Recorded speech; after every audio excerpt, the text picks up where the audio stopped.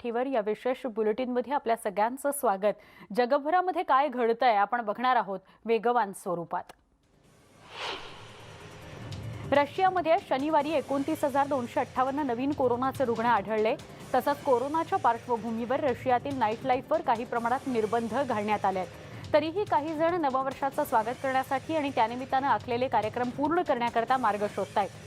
फैममधील एका एजन्सीच्या मालकाने त्याच्या सहकाऱ्यांसोबत बारमध्ये पार्टी केली। आपला इतरांशी कुणाशी संपर्क येऊ नये याकरता त्याने वेगळी रूम बुक केली होती। सामाजिक नियमांचं पालन करत आणि वेळेपूर्वीच त्यांनी ही पार्टी संपवली। दरम्यान ज्या बार आणि रेस्टॉरंटमध्ये नियमांचं उल्लंघन केलं जात आहे अशा ठिकाणांवर पोलीस छापे टाकतायत। जागतिक आरोग्य संघटना म्हणजेच WHO च्या माहितीनुसार जगात कोरोना रुग्णांची संख्या 7,81,94,947 इतकी झाली आहे, तर मृत्यूंची संख्या 1,73,06,752 इतकी आहे। अमेरिकेमध्ये कोरोना रुग्णांची संख्या वाढत असून ती 33.87 मिलियन पर्यंत गेली आहे।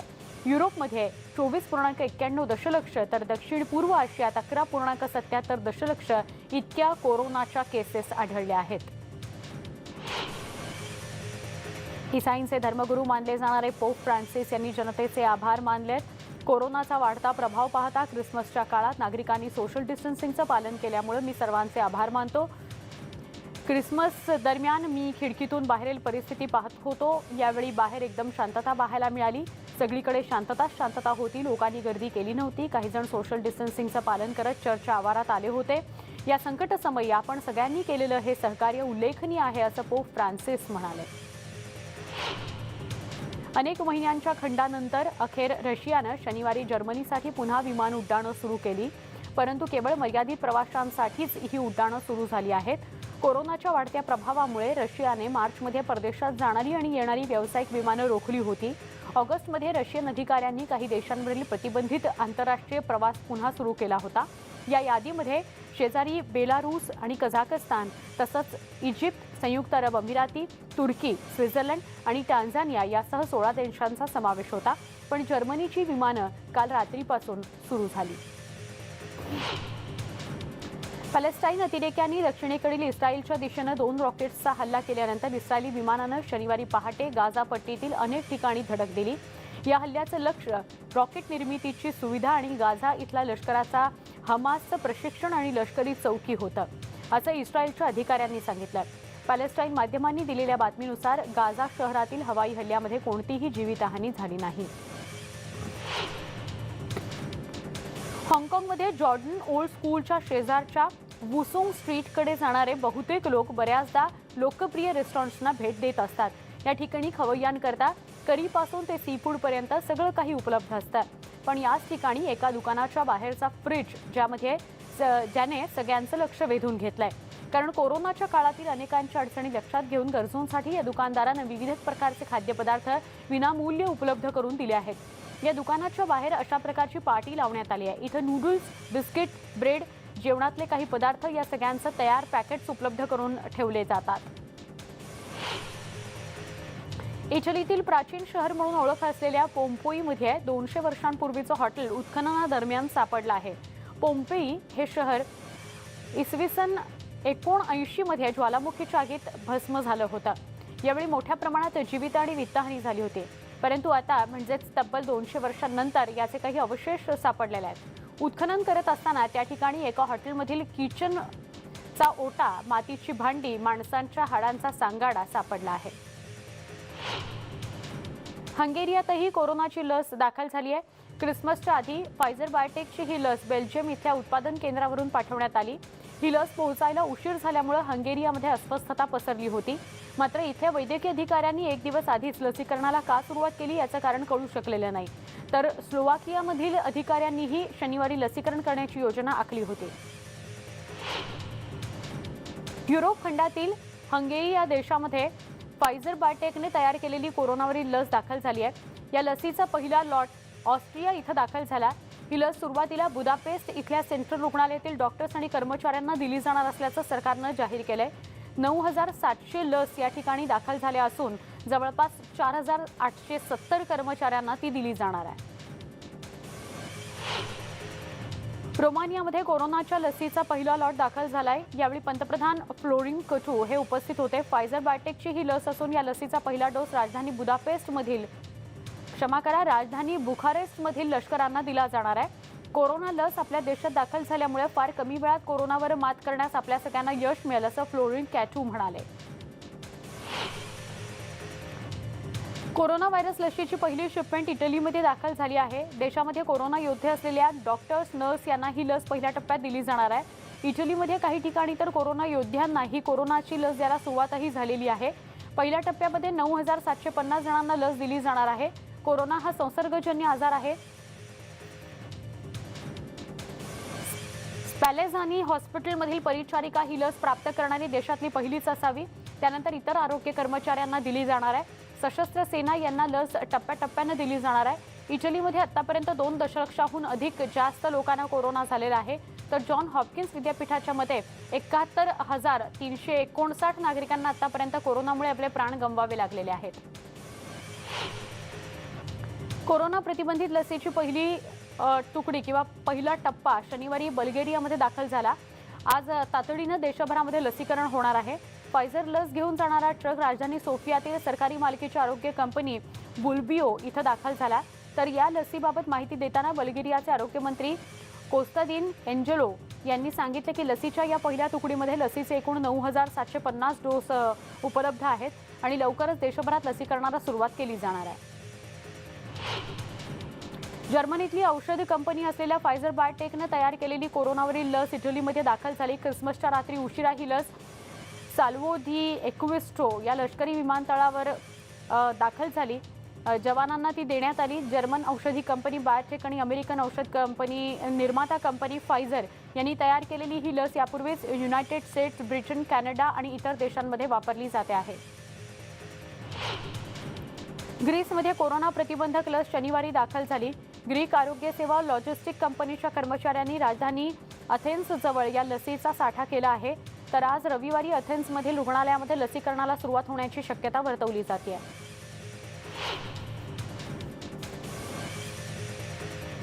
स्पेनमध्ये शनिवारी कोरोना प्रतिबंधक लस दाखल झाली। लसीचे डोस घेऊन पहिली तुकडी स्पेनमध्ये दाखल झाली। रविवारी लसीचा पहिला शॉट ग्वाडलजारा इथल्या नर्सिंग होममध्ये देण्यात येणार आहे। स्पेनमध्ये पुढच्या 12 आठवड्यांमध्ये फायझर लसीचे 4.5 दशलक्षपेक्षा अधिक डोस येण्याची शक्यता व्यक्त होते, तशी योजना आखली गेली आहे।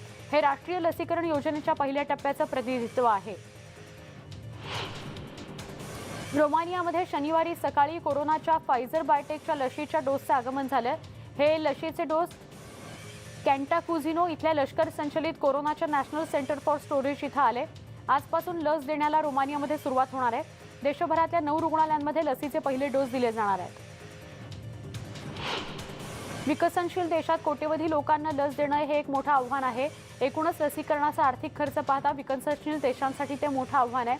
पाकिस्तानातील काही भागात तर लसीकरण जीवघेणंही ठरू शकतं, कारण याआधी पोलिओ लसीकरण मोहिमेतील 100हून अधिक कामगारांचा यामध्ये मृत्यू झाला होता। अरिफुल्ला खान यांनी या धोक्याचा अनुभव घेतला आहे। 5 वर्षांपूर्वी पोलिओ संदर्भातली मोहीम सुरू असताना गोळीबार झाला होता, तेव्हा अरिफुल्ला खान आणि त्यांच्या सहकार्याला काम थांबवावं लागलं होतं। या गोळीबारात एक गोळी त्यांच्या मांडीला लागली होती। अशा हिंसक घटना घडण्याची शक्यता असल्यानं पाकिस्तानात कोरोना प्रतिबंधक लसीकरण हे एक मोठं कठीण काम असणार आहे। स्लोवाकियातही कोरोना व्हायरसची लस दाखल झाली। शनिवार संध्याकाळपासून लसीकरणाला सुरुवातही झाली। ही लस सर्वप्रथम व्लादिमीर क्रिकमेरे या 60 वर्षाच्या व्यक्तीला देण्यात आली। त्यानंतर या लसीचं वितरण कोसिस, बान्स्का, वाइस्टिका आणि ब्रॅस्टिस्लावा या शहरांच्या रुग्णालयांमध्ये केलं जाणार आहे। बेल्जियमच्या ल्युवन या युनिव्हर्सिटी हॉस्पिटलमध्ये कोरोना प्रतिबंधक लस दाखल झाली। युरोपियन युनियनने नुकतीच बायोएनटेक आणि फायझर या कोरोना प्रतिबंधक लसींना अधिकृत मान्यता दिली आहे आणि आता अधिकृत मान्यता मिळाल्यानंतर या लसी 27 देशांमध्ये वापरण्यास परवानगी मिळाली आहे। आजपासून प्राधान्यक्रमाने लसीकरण करण्यात येत आहे। युनायटेड स्टेट्स, ब्रिटन, कॅनडा आणि इतर देशांमध्ये या लसीचा आधीपासूनच वापर सुरू झालेला आहे। जर्मनीमध्ये लसीकरणाच्या मोहिमेला मोठ्या प्रमाणात सुरुवात झाली आहे। शनिवारी कोविड लसीचे डोस जर्मनीच्या विविध राज्यात पोहोचवण्यात आले। सर्वाधिक लोकसंख्या असलेल्या उत्तर राईन वेस्टफालियामध्ये एकूण 9750 डोस वितरित करण्यात आले। कोरोनाशी सामना करणाऱ्या क्रोएशियाला शनिवारी लस पुरवण्यात आली। ही लस राजधानी जाग्रेब इथल्या केअर होमला सर्वप्रथम पोहोचवण्यात येणार आहे। फायझर आणि बायोटेकच्या लस या बेल्जियम मार्फत संपूर्ण युरोपियन युनियनमध्ये वितरित करण्यात येत आहेत। या लसीचं रविवारपासून वितरण करण्यात येणार आहे, अशी माहिती क्रोएशियातील कोरोना टास्क फोर्सचे प्रमुख क्रुनोस्लो कॅपाक यांनी म्हटलंय। युरोपियन युनियनचे सदस्य असलेल्या देशामध्ये आतापर्यंत 3,36,000 जणांचा कोरोनामुळे मृत्यू झाला आहे। कोरोना व्हायरसची लस घेऊन दाखल झालेल्या एका पथकाचं जर्मनीचे आरोग्यमंत्री जेम्स स्पॅन यांनी स्वागत केलं। तसंच कोरोनाची लस पोहोचल्यामुळे जीवन पुन्हा जगण्याची गुरुकिल्ली मिळाली असं वर्णनही स्पॅन यांनी केलं। ही कोरोनाची लस रविवारपासून देण्यात येते आहे, म्हणजे आजपासून देण्यात येते आहे। फ्रान्समध्येही कोरोनाच्या लसीचं वितरण करण्यात आलं। युरोपियन युनियनकडून फायझर बायोटेक लस फ्रान्सला पोहोचवण्यात आली। लसीचे एकूण 19,500 डोस पुरवण्यात आले। युरोपियन युनियन या देशांसह आज फ्रान्समध्ये लसीकरणाला सुरुवात होणार आहे। ही लस आरोग्य कर्मचारी, वैद्यकीय व्यावसायिक, नर्सिंग होममधील कर्मचारी आणि 65 वर्ष व त्याहून अधिक वयाच्या नागरिकांना लस दिली जाणार आहे। तसंच फ्रान्समध्ये ही लस घेणं बंधनकारक नसून आरोग्य कर्मचाऱ्यांना लस देण्यापूर्वी अधिकाऱ्यांची परवानगी घ्यावी लागणार आहे। ईशान्य चीन लिओनिंग प्रांतातील डालियान या शहरामध्ये पदव्युत्तर प्रवेश परीक्षा घेण्यात येणार आहेत। कोरोनाच्या पार्श्वभूमीवर घेण्यात येणाऱ्या या परीक्षेपूर्वी विविध उपाययोजना करण्यात आल्या आहेत, तसंच सूचनाही देण्यात आल्या आहेत। विद्यार्थ्यांनी आठवड्यातून 3 वेळा न्यूक्लिक ॲसिड चाचणी करणं आवश्यक आहे। त्याचबरोबर विद्यार्थ्यांनी परीक्षा प्रवेशाचं तिकीट, ओळखपत्र, कोरोना चाचण्यांचा निगेटिव्ह रिपोर्ट त्यांच्याजवळ ठेवणं बंधनकारक आहे। परीक्षा केंद्रामध्ये प्रवेश करण्यापूर्वीही विद्यार्थ्यांच्या शरीराचं तापमान तपासण्यात येणार असल्याची माहिती शिक्षण विभागाचे संचालक झाओ यांग यांनी दिली। स्पेनमध्ये कोरोनावरील फायझर बायोटेकची लस दाखल झाली। रविवारी सकाळी या लसीचा पहिला लॉट बेल्जियममध्ये दाखल झाला। लसीची वाहतूक करणारा पहिला ट्रक या ठिकाणी दाखल झाला असून प्रत्येक आठवड्याला जवळपास 3,50,000 लस या ठिकाणी दाखल होणार आहेत, अशी माहिती स्पेन सरकारनं दिली आहे। 12 आठवड्यामध्ये 10 लाख लसीची निर्यात स्पेनमध्ये केली जाणार आहे। जागतिक आरोग्य संघटनेचे प्रमुख टेड्रोस अधानोम घेब्रेयेसस यांनी कोरोना व्हायरसचं संकट हे काही शेवटचं संकट नाही असं म्हटलंय। पशु कल्याण आणि पर्यावरणीय बदलांशी दोन हात केल्याशिवाय मानवी आरोग्यातील सुधारणेचे प्रयत्न निष्फळ आहेत, असंही ते म्हणाले।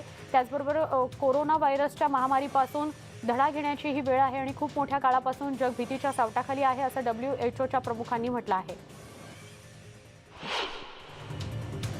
ब्रिटन पाठोपाठ आता फ्रान्स आणि लेबनॉनमध्येही कोरोनाचा नवा प्रकार आढळला आहे। याचा संसर्ग झाल्याचा पहिला रुग्ण समोर आल्यानंतर या देशांनी तातडीनं आंतरराष्ट्रीय प्रवासावर निर्बंध घातले आहेत। ब्रिटनमधून होणारी वाहतूकही 6 जानेवारीपर्यंत मर्यादित ठेवली जाणार आहे। लंडनहून 19 डिसेंबरला फ्रान्सला परतलेल्या फ्रेंच नागरिकाची कोरोना चाचणी केली होती। शुक्रवारी त्याचा रिपोर्ट पॉझिटिव्ह आलेला आहे। त्याच्यात कोणतीही लक्षणं दिसून येत नसून त्याला त्याच्या घरी विलगीकरणात ठेवण्यात आलंय, असं आरोग्य मंत्रालयानं सांगितलं। अमेरिकेच्या टेनेसी राज्याची राजधानी नॅशव्हिलमध्ये ख्रिसमसच्या दिवशी सकाळी करमणुकीच्या गाडीचा मोठा स्फोट झाला। शुक्रवारी गोळीबाराला उत्तर देत असताना त्यांना आरव्हीनं फोनवरून सतर्क केलं की 15 मिनिटांमध्ये या ठिकाणी स्फोट होऊ शकतो। लगेच सुरक्षा यंत्रणा सतर्क झाल्या, कामाला लागल्या। आजूबाजूच्या इमारती आणि परिसर रिकामा करण्यात आला, पण तेवढ्यात नॅशव्हिलमध्ये पार्क केलेल्या एका करमणुकीच्या गाडीमध्ये ब्लास्ट झाला होता। फेडरल एजंट्सनी शनिवारी स्फोट प्रकरणामध्ये संशयिताच्या घराची झडती घेतली। ख्रिसमसच्या सकाळी नॅशव्हिलच्या डाऊनटाऊनमध्ये भयंकर स्फोट झाला होता, ज्यात अनेक इमारतींचं नुकसान झालं। या हल्ल्याविषयी खूप गुप्त माहिती आली होती। हल्लेखोरांनी सुटीच्या दिवशी सकाळी जेव्हा डाऊनटाऊनची जनता झोपेत होती तेव्हा करमणुकीच्या गाडीमध्ये स्फोट घडवून आणला। स्फोट होऊन 24 तास झाले तरी या स्फोटाचा उद्देश आणि कारणांचा माग घेतला जातो आहे। ख्रिसमसच्या दिवशी भल्या सकाळी नॅशव्हिल शहराच्या मध्यभागी झालेल्या स्फोटात काही जण जखमी झाले। पोलिसांना फोनवरून झाल्या प्रकारची माहिती मिळताच ते तातडीनं घटनास्थळी पोहोचले। गोळीबाराचा आवाज ऐकल्यानंतर भीतीमुळे अनेकांनी स्वतःला आणि आपल्या कुटुंबियांना घरातच बंद करून घेतलं होतं। नॅशव्हिल या भागात गेल्या काही दिवसात अज्ञातांनी केलेल्या स्फोटाच्या आणि गोळीबाराच्या अनेक घटना पाठोपाठ घडल्यानं लोकांमध्ये दहशत आहे। मात्र सुटीच्या दिवशी झालेल्या स्फोटाच्या या प्रकारानं अनेक जण हादरले आहेत। ऑस्ट्रेलियात सर्वाधिक लोकसंख्येचं शहर न्यू साऊथ वेल्समध्ये ख्रिसमसच्या दिवशी 40,000 कोरोना टेस्ट करण्यात आल्या। त्यात 9 कोरोना पॉझिटिव्ह रुग्ण निघाले। न्यू साऊथ वेल्सच्या प्रमुख ग्लेडिस बेलेजिक्लियन यांनी ही माहिती दिली। यातल्या 8 केसेस उत्तरी किनाऱ्याच्या सिडनी इथल्या आहेत। सिडनीला ॲव्हलॉन क्लस्टर म्हणून ओळखलं जातं, असंही ग्लेडिस पत्रकारांना माहिती देताना म्हणाले। 13व्या पंचवार्षिक योजनेच्या कालावधीमध्ये देशांतर्गत अर्थकारणाच्या बळकटीकरता ई-कॉमर्स नवं इंजिन ठरलं आहे, असं वाणिज्य मंत्रालयाकडून शुक्रवारी जाहीर करण्यात आलेल्या आकडेवारीवरून स्पष्ट होत आहे. 2019च्या अखेरीस चीनमधील ई-कॉमर्स उलाढाल 34.81 ट्रिलियन युआन म्हणजेच साधारणपणे 5.22 ट्रिलियन अमेरिकन डॉलर्स इतकी झाली आहे. या कालावधीमध्ये सरासरी वार्षिक वाढ 11.8% राहिली. दरम्यान चीनमधील ई-कॉमर्स कर्मचाऱ्यांची संख्या सुद्धा 12व्या पंचवार्षिक योजनेच्या कालावधीच्या तुलनेमध्ये 8.29% वाढली आहे. म्हणजेच 5,12,56,500 वर ती संख्या पोहोचली आहे. अफगाणिस्तानच्या राजधानीमध्ये शनिवारी सकाळी झालेल्या स्फोटाच्या मालिकेनं सगळा देश हादरला. स्फोटाच्या मालिकेत 2 पोलीस अधिकारी ठार झाले, आणखी 2 जण आणि 1 नागरिक जखमी झालाय. पश्चिम काबूलमध्ये पोलिसांच्या वाहनाशी जोडलेल्या चुंबकीय बॉम्बस्फोट झाल्याचं पोलीस विभागाच्या तपास अधिकाऱ्यांनी सांगितलं. काही जणांनी शांतता प्रक्रियेमध्ये खंड पडावा या हेतूने हे स्फोट कोणताही घडवून आणल्याच्या अफगाणिस्तानच्या प्रशासनानं म्हटलं आहे. अद्यापही या स्फोटाची जबाबदारी कुणीही स्वीकारलेली नाही. राजधानी त्रिपोली ताब्यात घेण्यासाठी गेल्या वर्षी हल्ल्याची सुरुवात करणाऱ्या एका लिबियन कमांडरनं धमकी दिली आहे. जर अंकाराने संघर्षात हस्तक्षेप करणं थांबवलं नाही तर तुर्की सैन्याविरुद्ध ताकदीचा वापर करू.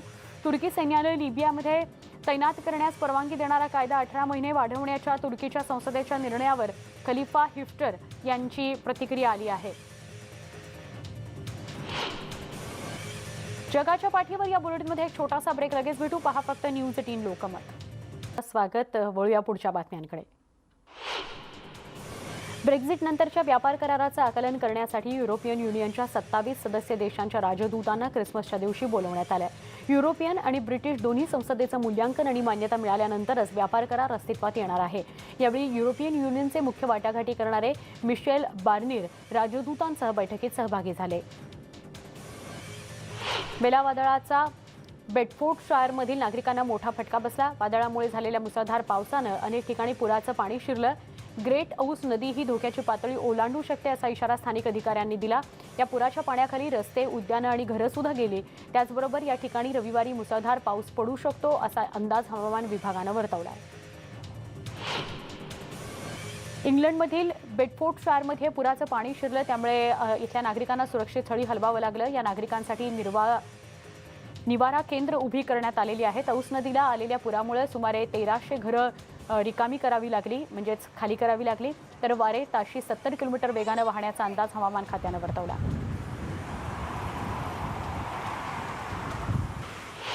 बेला वादळामुळे निर्माण झालेल्या पुराचा इंग्लंड आणि वेल्सच्या काही भागांना मोठा फटका बसला. इथल्या रहिवाशांचं जनजीवन विस्कळीत झालं. ग्रेट औस नदीला आलेल्या पुरामुळे ग्रेट बेडफोर्ड या ठिकाणी नदीकिनारी असलेल्या जहाजाचं मोठ्या प्रमाणावर नुकसान झालं.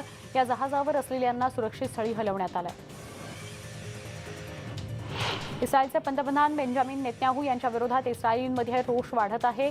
शनिवारी शेकडो इस्रायलींनी नेतन्याहू यांचा निषेध केला. इस्रायलमध्ये काही महिन्यातच निवडणुका होणार आहेत, त्यामुळे दीर्घकाळ सेवा देणाऱ्या नेत्यांनी राजीनामे द्यावेत असं आवाहन इस्रायलींनी केलं. कोरोनाच्या महासंकटातही काही इस्रायलींनी नेतन्याहू यांच्या जेरुसलेमच्या घरासमोर आंदोलन केलं होतं. अमेरिकेचे राष्ट्राध्यक्ष जो बायडेन यांनी त्यांच्या डेलावेअरच्या विलिंग्टन इथल्या चर्चला शनिवारी भेट दिली. ख्रिसमसच्या पार्श्वभूमीवर जो बायडेन चर्चमध्ये गेले होते. शनिवारी दुपारी मास्क परिधान करून त्यांनी ब्रँडीवाईन चर्चमध्ये प्रवेश केला.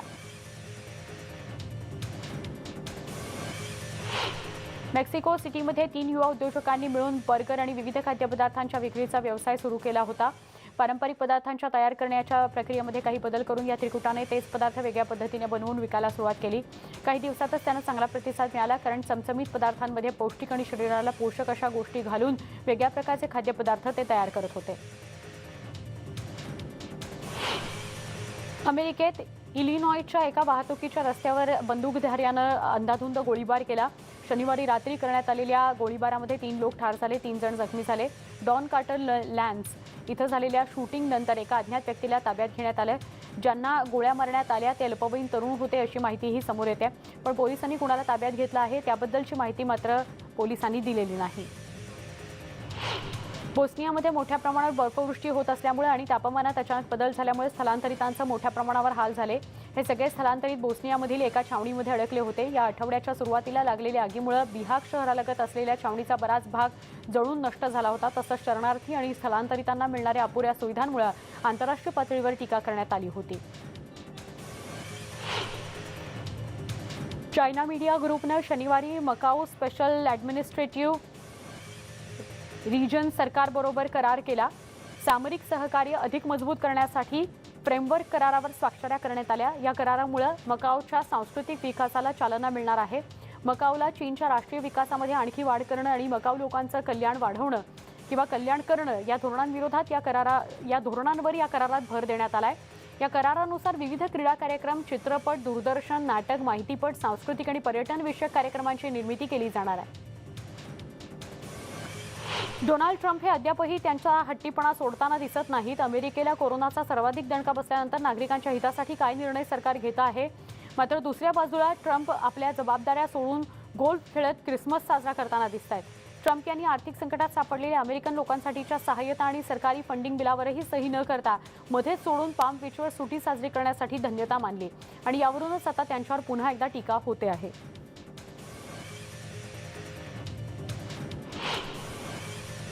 या होत्या सगळ्या जगभरातल्या वेगवान घडामोडी. बुलेटिनमध्ये इथेच थांबतोय. ताज्या बातम्यांसाठी काही क्षणात भेटूया. पहा फक्त न्यूज 18 लोकमत.